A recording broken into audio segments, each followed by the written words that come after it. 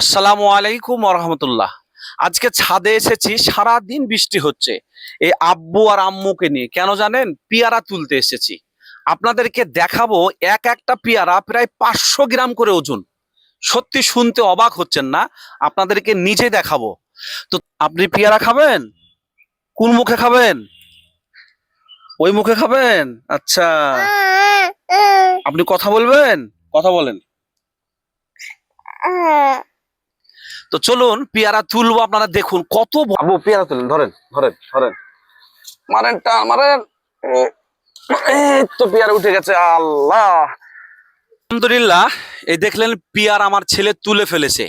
আর এই পেয়ারাটার ওজন আপনাদেরকে হয়তো ভিডিওতে বোঝাতে পারবো না, বা আপনারা হয়তো বিশ্বাসও করতে পারবেন না, প্রায় 500-র কাছাকাছি। অর্থাৎ দুটো পেয়ারাতে 1 কিলো। এত সুন্দর জাতের পেয়ারা এই ছাদে। আর এই গাছটাতে একটা নয়, এরকম 10খানা বড় বড় পেয়ারা ঝুলছে, যেটা দেখলে সত্যি অবাক হয়ে যাবেন। তো শুধু দেখা নয়, আপনাদেরকে কেটে দেখায় যে বর্ষার পেয়ারা অনেক সময় পোকা থাকে, কিন্তু এটা এতটাই ভালো জাত যে পোকা তো দূরের কথা, ভিতরে বীজ খুব কম। এবং পেয়ারা খাবেন? হ্যাঁ, কোন মুখে খাবেন? ওরে বাপরে, ওই মুখে খাবেন? কাটবো পেয়ারা? ও, খাবেন আপনি? আচ্ছা।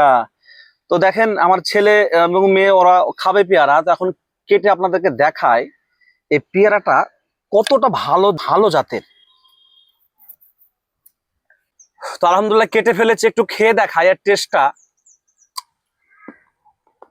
সত্যি একটা অসাধারণ টেস্ট, যেটা বর্ষার টাইমে আপনারা পাবেন না। এত ভালো পেয়ারা যে বর্ষার টাইমে হয়, আপনাদেরকে না খাওয়ালে আমি বোঝাতে পারবো না। তাই এইরকম ভালো জাতের পেয়ারা যদি আপনাদের বাড়িতেও লাগান, দেখবেন বর্ষাতেও এর সুন্দর একটা টেস্ট পাবেন। তো আপনারা সকলে ভালো থাকবেন, সুস্থ থাকবেন। আল্লাহ পাক আপনাদের সকলকে যেন সুস্থতা দান করেন, আমিন।